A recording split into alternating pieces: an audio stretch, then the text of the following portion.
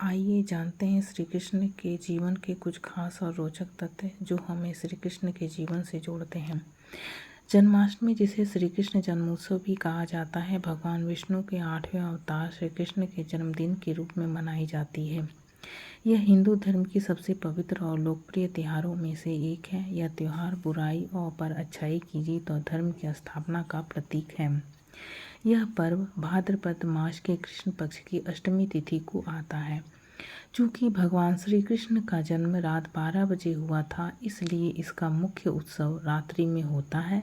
पूजा का शुभ मुहूर्त निश्चित काल मध्य रात्रि में माना जाता है। मान्यता के अनुसार श्री कृष्ण का जन्म मथुरा के कारागार में हुआ था। उनके माता पिता थे देवकी और वासुदेव।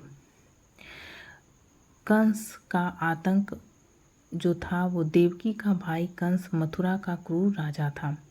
एक आकाशवाणी में भविष्यवाणी हुई थी कि देवकी का 8वां पुत्र उनकी मृत्यु का कारण बनेगा।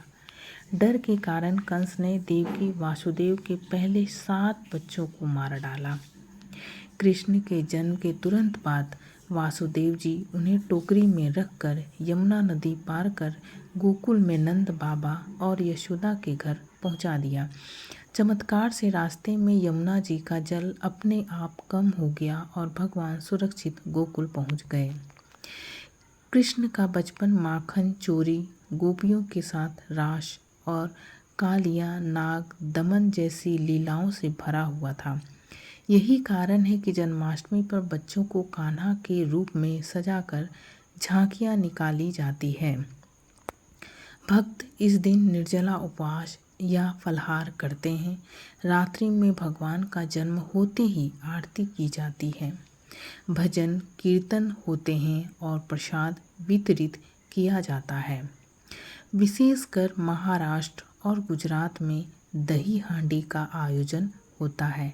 इसमें मटकी में दही, माखन या मिठाई भरकर ऊंचाई पर टांगा जाता है और युवा मानव पिरामिड बनाकर उसे फोड़ते हैं। यह कृष्ण की माखन चोरी की लीला का प्रतीक है। श्री कृष्ण ने महाभारत के युद्ध में अर्जुन को भगवत गीता का उपदेश दिया, जो जीवन में धर्म, कर्म और सत्य के मार्ग को समझाता है। इसके अलावा जन्माष्टमी भारत के अलावा Nepal, Bangladesh, Sri Lanka, Fiji, Mauritius, America, Britain, Australia और कनाडा में भी भव्य रूप से मनाई जाती है। खासकर वहाँ के इस्कॉन मंदिर में मनाई जाती है। हिंदू धर्म में स्मार्त और वैष्णव परंपरा के अनुसार जन्माष्टमी अलग अलग दिन भी मनाई जाती है। इसलिए कुछ राज्यों में यह पर्व 2 दिन तक चलता है। इसके अलावा मंदिरों में कृष्ण लीला की झांकियाँ बनाई जाती है। घरों में छोटे छोटे पालनों में बाल गोपाल को झुलाया जाता है और फूल, लाइट्स और रंगोली से सजावट होती है। पुराणों में लिखा है कि कृष्ण का जन्म द्वापर युग के अंत में हुआ था।